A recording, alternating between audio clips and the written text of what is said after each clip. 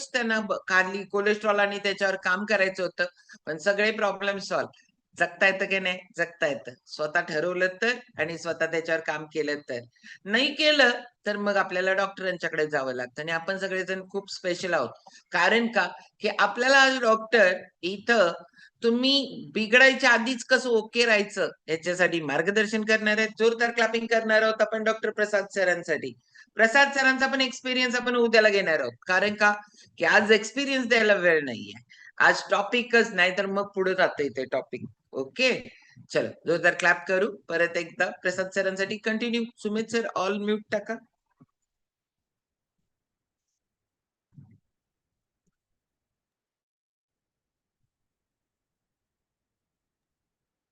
Unmute करा sir.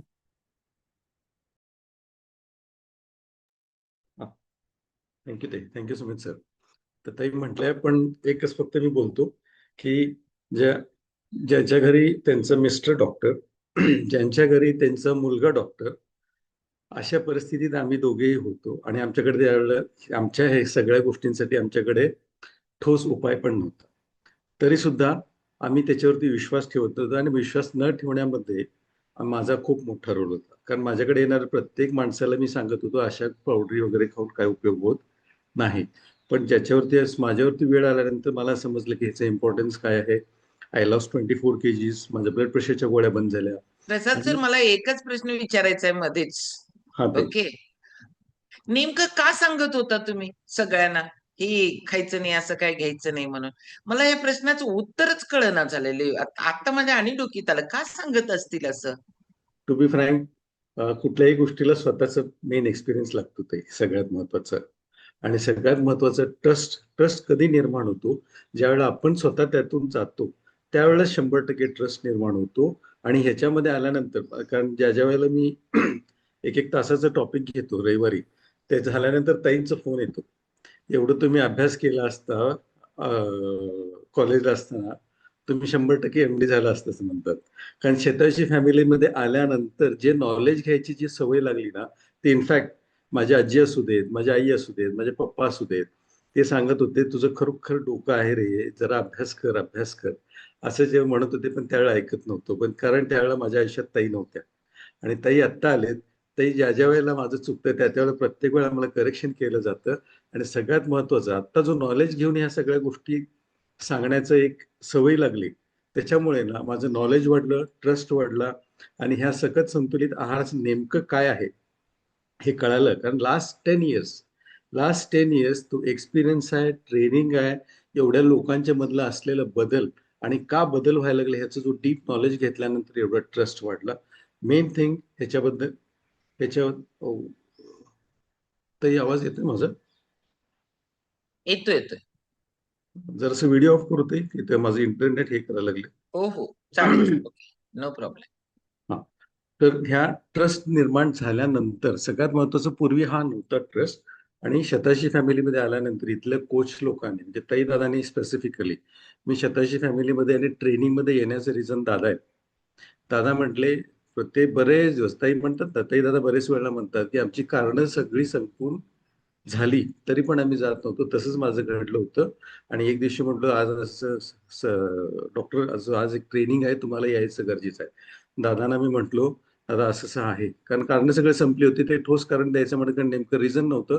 दादा एकच म्हटले, तुमच्याकडनं काय होणार नाही डॉक्टर, जावा तुम्ही घराकडे आणि उद्यापासून यायचं का नाही यायचं असं विचार करा. पण तो एवढा बॉन्डिंग झाला होता, म्हटलं दादा मी आज येतो. आणि मग तिथनं जे ट्रेनिंगचं सिरीज चालू झालं, त्या ट्रेनिंगमुळे ह्या सगळ्या गोष्टींवरती विश्वास आणि ह्या सगळ्या गोष्टींवरती असणारा ट्रस्ट, त्याही दादांवरती नव्हतं का, ट्रस्ट होता. पण ह्या मेनली सायंटिफिकली ज्या गोष्टी आम्ही समजून घ्यायला पाहिजे इथे आल्यानंतरच समजलं. त्याच्यामुळे आधी मी सांगत होतो आणि आत्ताच सांगण्याची जी शैली आहे ती 100% चेंज झाली. आणि जे 100% चेंज होण्यामागचं रिझन आणि ह्या सगळ्या गोष्टीला आजचा जो टॉपिक आहे तो टॉपिक पण तेवढ्यासाठीच मेन आहे की सगळ्यात महत्वाचं अलीकडचं जो आजारांचा जो सिनेरिओ आहे, आजारांचं जे एक प्रकारचं आत्ताचं जे लक्षण आहे, ती पूर्वीच्या मानाने आत्ताच्या ह्याच्यामध्ये ना खूप खूप खूप बदल झालेला आहे. नेमकं आम्हाला सुद्धा नेमकं कळत नाही बऱ्याच वेळेला हे नेमकं कशामध्ये लेबल करायचं. की बाबा ह्याला टायफॉइड म्हणायचं, याला डेंग्यू म्हणायचं, याला मलेरिया म्हणायचं का व्हायरल डिसीज म्हणायचं, और अदरवाईज लॉंग स्टँडिंग कुठलं तरी डिसीज आहे का. ह्या सगळ्या गोष्टीला कन्फ्युजन खूप खूप वाढलेलं आहे.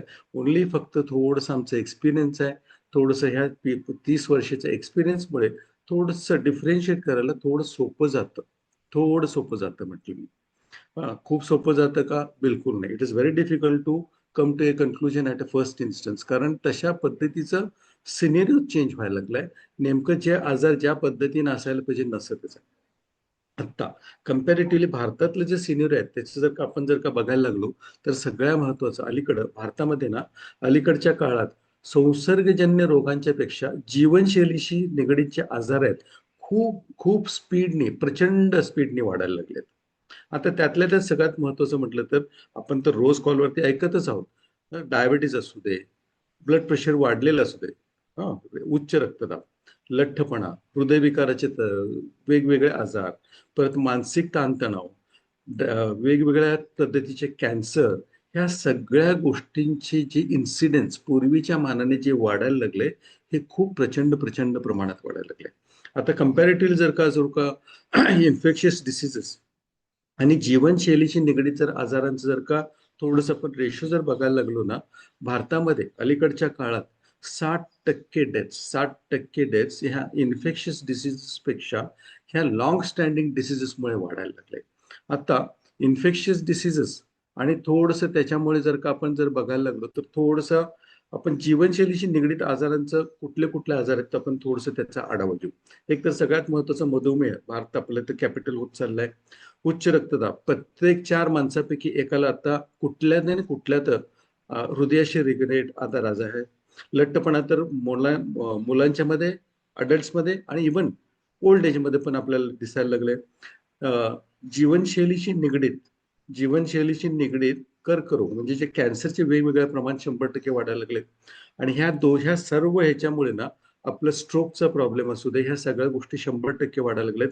आणि त्याच्या बरोबरीनं ह्या सगळ्याचं मेन रिझन आहे आपला मनोविकार. हा सायकोसोमॅटिक डिसीजेस हे गो हँड इन हँड. ह्या सगळ्यांच्या बरोबर सायकोसोमॅटिक डिसीजेस जे आहेत, ह्या सगळ्या गोष्टी आता अलीकडे खूप खूप प्रमाणात वाढायला लागल्यात.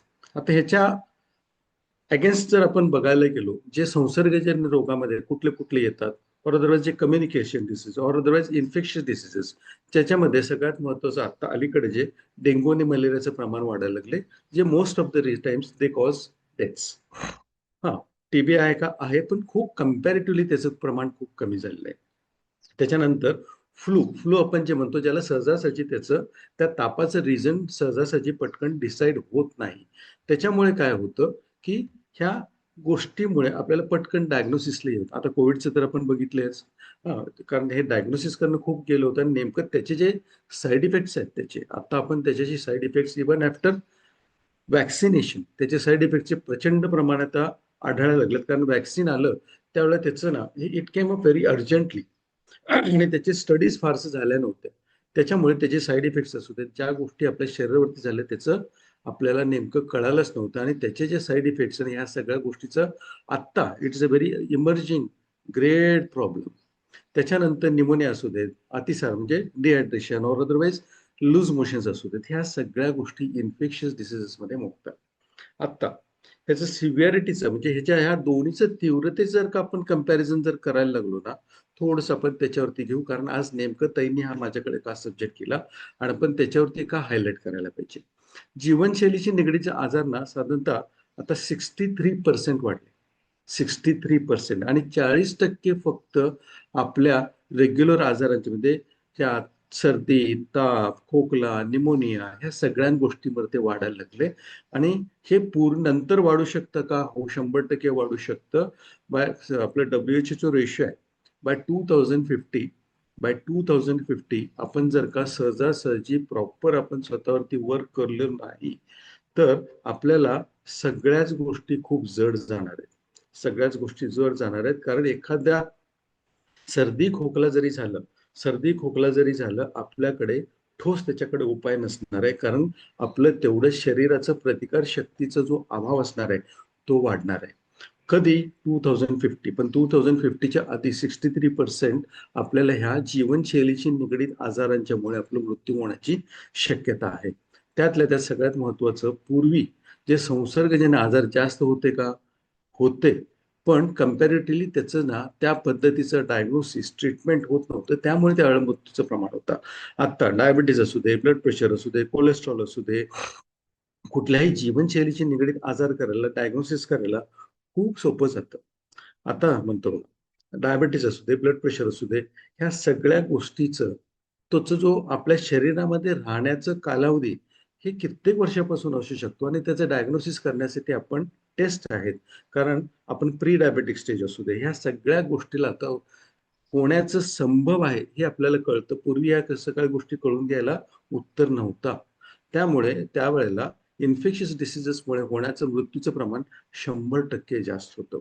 आता ह्याचं जर का थोडंसं आपण कालावधी जर का आपण बघायला लागलं, म्हणजे बाबा इन्फेक्शियस डिसीज असू देत आणि जीवनशैलीशी निगडीत आजारांचं प्रमाण जर असेल तर थोडंसं आपण बघायला म्हटलं, संसर्गजन्य आजार जे असतात, इन्फेक्शियस डिसीजेस जे असतात, हे ठराविक कालावधीसाठी मर्यादित असतात.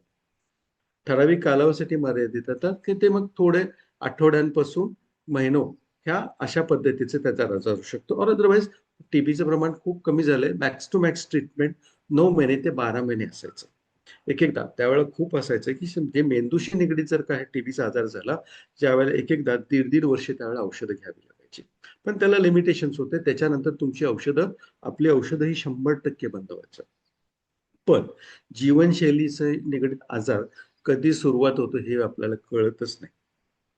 आणि त्या गोष्टी आपल्या शरीराला यूज टू होत जातात आणि त्या शरीराला आपल्याला कळत नाही. आपण काही ना काहीतरी, हा काल मी असं केलं, काल असं झालं, परवा दिवशी असं झालं, अशा दृष्टिकोनातून त्याच्याकडे दुर्लक्ष करत जातो आणि शरीराला ह्या सगळ्या गोष्टींची सवय होत जाते. We get used to all those things. आणि ज्यावेळेला when we get used to all those things, आपल्या शरीरामध्ये अंतर्गत काय व्हायला लागले आपल्याला कळतच नाही आणि न कळता हळूहळू हळूहळू it becomes a silent killer. आणि ज्यावेळी it becomes a silent killer, it is very difficult to come out of it, because आपल्या पेशीला ऑटोमॅटिकली तेवढं आपल्याला ते डिस्ट्रॉय होत जातं आणि हळूहळू हळू आपण त्याच्यातनं बाहेर यायला पण आपल्याला पुढचा जो मार्ग असतो that becomes very very difficult. आता ह्याच्यानंतर सगळ्यात महत्वाचं, ह्याच्या ज्या रिगली ज्या आपल्या ज्या इकॉनॉमिकली आपण कसं सफर होतो म्हणून बघायचं म्हटलं तर, सगळ्यात महत्वाचं, डेंग्यू असू देत, फ्लू असू देत, मलेरिया असू दे, ह्या ठराविक कालावधीसाठी असल्यामुळे ना त्याचा जो आपल्यावरती आर्थिक भार पडतो, हा maybe if at all it becomes a life saving, एकदा त्यांना व्हेंटिलेटरवरती पण टाकावं लागतं बरं का. ते ब्लॅक वॉटर फिवर म्हणून असतं जे मलेरियामध्ये असतं. It becomes almost life threatening, म्हणजे तिथनं मृत्यूच्या दाढेतनं परत यायचा जो मार्ग असतो तो खूप डिफिकल्ट असतो. पण आत्ताच्या, थँक गॉड, की आत्ताच्या ह्या ज्या ट्रीटमेंटच्या जे सुधारणामध्ये आले, मेनी टाइम्स त्यांना व्हेंटिलेटर पण टाकवा लागतो, पण it is for a very limited period of time. त्यामुळं खर्च होण्याचा जो पिरियड असतो तो लिमिटेड असतो. डेंग्यू असू दे, डेंग्यू पण ऑलमोस्ट लाईफ थ्रेटनिंग आहे, पण त्याचा जो कालावधी आहे लाईफ थ्रेटनिंगचा तो ते पण कमी आहे आणि तो एक लिमिटेड वेळेपुरतेच आपल्याला खर्च होतो. पण ह्या ज्या जीवनशैलीशी निगडीत आजारांचा जो खर्च आहे ना, ते कधी सुरुवात होतं आणि कधीपर्यंत जाणार आहे, कधीपर्यंत, if at all we don't work on ourselves, आपल्याला शेवटच्या श्वासापर्यंत त्याच्यावरती खर्च होतो. आणि जे हा झालाच झाला, पण त्याच्याशी निगडीत जे कॉम्प्लिकेशन्स असतात, ते कॉम्प्लिकेशनच्या माध्यमातून आपले पैसे किती जातात ते आपल्याला कळत नाही. If at all we end up with kidney failure, if at all आपण जर का किडनी फेल्युअरला एंड अप झालो ड्यू टू डायबिटीस असू दे, बाकी सगळ्या औषधांचा दुष्परिणाम असू दे, त्याचा जो आपल्या जो पूर्ण घरदार ते धुवून काढतं, अशा पद्धतीचा आजारांचा आता स्वरूप झालेलं आहे. आता ह्याचा जो थोडस आपण जर का वयावरती जर का आपण त्याचे परिणाम जर बघायला गेलो, संसर्गाचे आजार जे असतात ना, शक्यतो कम्पॅरेटिव्हली मुलांच्या मध्ये आणि थोडस ओल्ड एज त्याच्यामध्ये थोडस त्यांचं जे सिव्हिअरिटी असते हे जास्त आढळतं. कारण कम्पॅरेटिव्हली हे प्रतिकार शक्तीचं त्यांच्या दोघांच्या मध्ये जो रिलेटिव्हली यंग एजमध्ये जे असतं ते कम्पॅरेटिव्हली कमी असतं आणि ह्या लोकांच्या मध्ये कम्पॅरेटिव्हली त्यांचं इन्सिडेन्स आणि कॉम्प्लिकेशन्स वाढण्याचे आणि त्याच्याशी पासून मृत्यूला सामोरं जाण्याचं जो प्रमाण असतो कम्पॅरेटिव्हली वाढतं. पण लाईफस्टाईल डिसऑर्डर्समध्ये जो यंग एज जो आहे, सफर म्हणजे जे प्रोडक्टिव्ह एज आहे, जे भारताला पण असू दे और अदर कम्पॅरेटिव्हली ज्या फॅमिलीचा सपोर्ट जे असतो, फॅमिलीचा पिलर असतो ते सपोर्ट होतो. आणि त्यांचा जो एज ग्रुप आहे 25 ते 40 आहे. 25 ते 40 आहे. आणि हा जो आहे हा WHO रेशो आहे. इंडियन आपला जो हेल्थ सर्वे करतो ना त्यांचा रेशो आहे. मेनली कम्पॅरेटिव्हली आपला जो यंग एज जो मॅक्झिमम प्रोडक्टिव्ह आहे तो भारतामध्ये सगळ्यात जास्त आहे. आणि भारतामध्ये सगळ्यात जास्त असताना हा प्रोडक्टिव्ह एज आहे तोच आता मेनली सफर व्हायला लागलाय. त्याच्यामुळे stitch in time saves nine म्हणतात. ताई म्हटलं ना, prevention is always better than cure. आणि जे आपलं जो लाईफस्टाईल डिसऑर्डर्सवरती आपण जे स्वतःची फॅमिली काम करायला लागलोय, आपण जे करलं, I am very proud of it, की ह्या सगळ्या चंगुलमधनं आपल्याला बाहेर काढण्यासाठी कुठे ना कुठेतरी आपल्या हा शतायुषीचा खारीचा 1,00,000% वाटा आहे. त्याच्यामुळे we need to work on ours. आता ह्याचा जो धोका आहे, धोका जर का आपण जर कम्पॅरेटिव्ह जर बघायला गेलो ना, सगळे आजार हे पटकन पसरतात आणि योग्य उपचाराने आपल्याला थांबवता येतं. आणि थांबवता येतं आणि त्याचे समजा परत होऊ नये त्याच्यासाठी ना आपल्याकडे वॅक्सिनेशन आहे.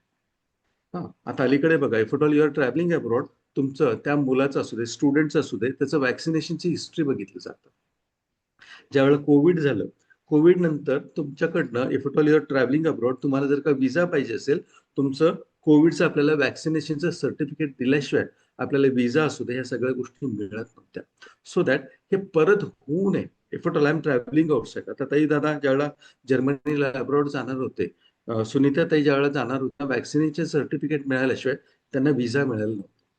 पण बिकॉज इवन बाकीचे जे गव्हर्नमेंट्स आहेत they want to be assured की ही जी व्यक्ती माझ्याकडे यायला लागले त्यांच्यामुळे आमच्या देशामध्ये कुठले आजार पसरू नये. कारण वी नो की बाहेरून येणाऱ्या ट्रॅव्हलर्समुळेच आपल्यामध्ये कोविडचा एवढा मोठा प्रादुर्भाव झाला, इनस्पाइट ऑफ ऑल प्रिकॉशन्स. राईट. त्यामुळे ह्या सगळ्या गोष्टीला कुठे ना कुठेतरी आपल्याला प्रतिबंध करता येतं.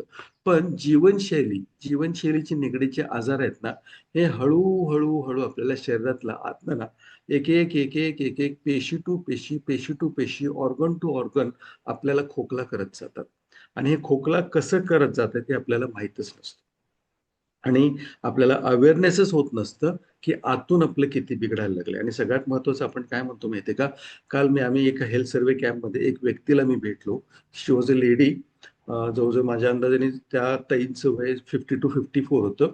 त्या मला काय म्हटल्या, वर्षातून एकदाच मी सर टेस्ट करते डायबिटीसचं. मी त्यांना विचारलं, ताई तुम्ही रोज जेवता? हो, जेवते.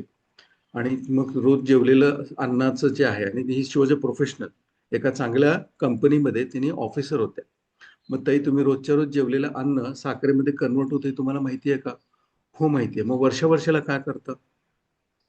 मग त्याच्याकडे त्यांचं उत्तर नव्हतं. आपण काय म्हणतो, आणि गोळ्या कुठले खाता? मागच्या वर्षीच लिहून दिलेले आहेत. त्याच गोळ्या आपण खात असतो. कारण ह्या गोष्टीचा अवेअरनेस नाहीये का? आहे. पण त्या गोष्टीला शरीर आपलं युज टू होऊन जातं. आणि युज टू होऊन झाल्यानंतर आपण त्या पद्धतीने तर रिॲक्ट करायला पाहिजे. त्यालाकडे आपल्याला उत्तरच नसतं. बिकॉज वी कन्सिडर असेल्स की बाबा ह्या सगळ्या गोष्टी आपल्याला आयुष्यभर राहणारच आहेत. आणि ह्याच्याबरोबरच आपल्याला जायचं आहे. इव्हन माझं पण तसंच होतं.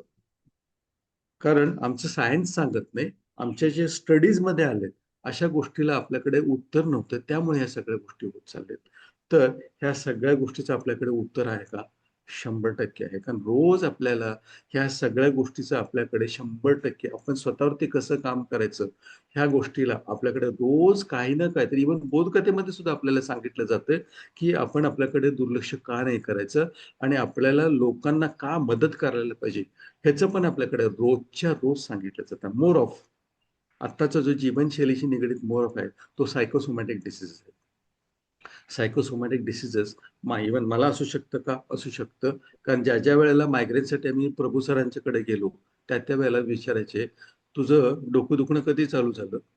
म्हणायचे लग्नानंतरच चालू झालं. म्हणजे मेनली सोरली प्रसादच तुझ्या डोक्यादुखीला कारण आहे का?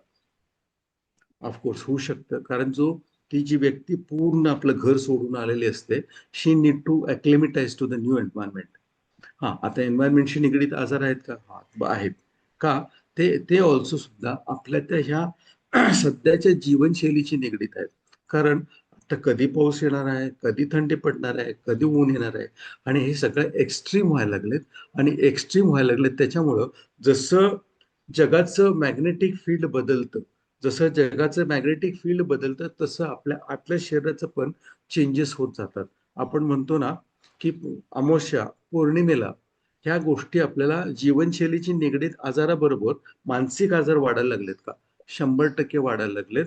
कंपॅरेटिव्हली आपण काय म्हणतो, अमावस्येला पौर्णिमेला झालं तर आपण काय म्हणतो, हे काही ना काहीतरी असू शकतं का? असू शकतं, पण समथिंग आपल्याला nothing related with religious reason, it is connected to directly to the magnetic field of the universe. हे ज्यावेळेला मॅग्नेटिक फील्ड युनिव्हर्सचं चेंज होतो, त्यावेळेला आपलं शरीर सुद्धा त्याला रिॲक्ट करतं. म्हणून म्हणतो ना, याला ग्रहण वगैरे होताना कंपॅरेटिव्हली आपल्याला जास्त काळजी घ्यायला सांगतात. पेपरमध्ये पण येतं.